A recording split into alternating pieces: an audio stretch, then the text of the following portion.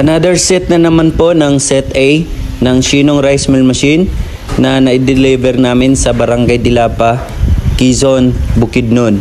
At kaka-install lang po ito ng aming team.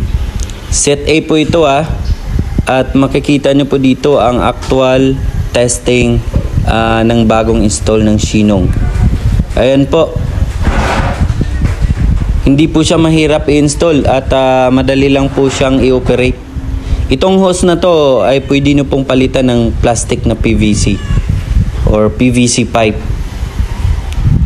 Ang kailangan nyo lang po bago po yung delivery, dapat naka-install na po yung 60 ampere switch breaker, may wire na size 10 at saka yung dalawang saksakan na tig 20 amperes yung universal outlet po.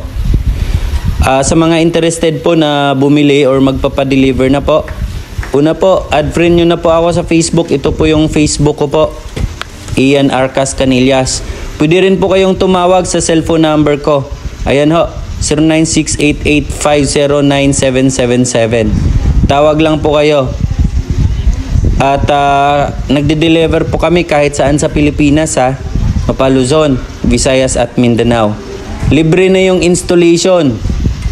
Kasama po yung technician pupunta sa inyo para mag-install at mag-conduct ng training. Tuturuan po kayo kung paano mag-operate ng machine at paano mag-alaga ng machine.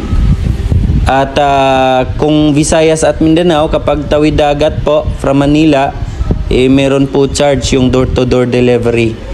Pero kung kayo naman po ay taga Luzon area na hindi naman po tawid dagat, ay libre na po yung delivery. At kapag cash payment po siya, nagbibigay po kami ng worth 10,000 na freebies or spare parts na mga freebies. Tawag na po sa mga interested na mag-order ng machine na ito. Our stock is limited, kaya first come first serve po. 10,000 pesos reservation fee before delivery. Down payment po yan. Huwag po kayong mag-alala. Dahil ang 10,000 pesos na yon ay deductible po yan sa total price ng machine. Dito lang po kayo sa amin transaction wala na pong iba para safe. Legit po tayo para iwas po kayo sa scammer. So ang machine na ito, kasama po dito yung local made palay cleaner, yung complete set. Isang Shinong rice mill machine, isang elevator at isang local made na palay cleaner. Matibay na. Maganda ang quality ng bigas, wala ng mga bato dahil naka-built-in na po dito yung destoner. Talagang maganda ang quality ng bigas. Basta po, bago nyo po isalang yung palay dito, dapat na i-test ninyo ng moisture content or dapat ang moisture content nito ay nasa 14% and below.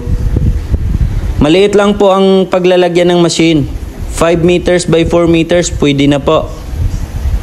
Depende na po sa inyo kung gaano kalawak yung paglalagyan ng machine. Kasi lalagyan nyo pa ng mga palay at mga sakong bigas. So depende po sa inyo kung gaano kalaki yung space. Pero ang ma-consume ng machine na ito ay 5 meters by 4 meters lang po. Yun lang po. Hindi po tayo gumagamit ng rubber rolls, urethane po ang gamit natin dahil impeller type ito. Ang kagandahan dito ay tipid po sa kuryente. 3.3 horsepower lang po, equivalent sa 2.45 kilowatts. Kapag kasama po yung cleaner at saka elevator, 5.1 horsepower lang po lahat. Equivalent po sa 3.5 kilowatts. Diba? Sobrang tipid lang po sa kuryente. Parang gumamit lang kayo ng 3 horsepower na aircon. At hindi po siya masyadong maingay. Ayan ho, order na po.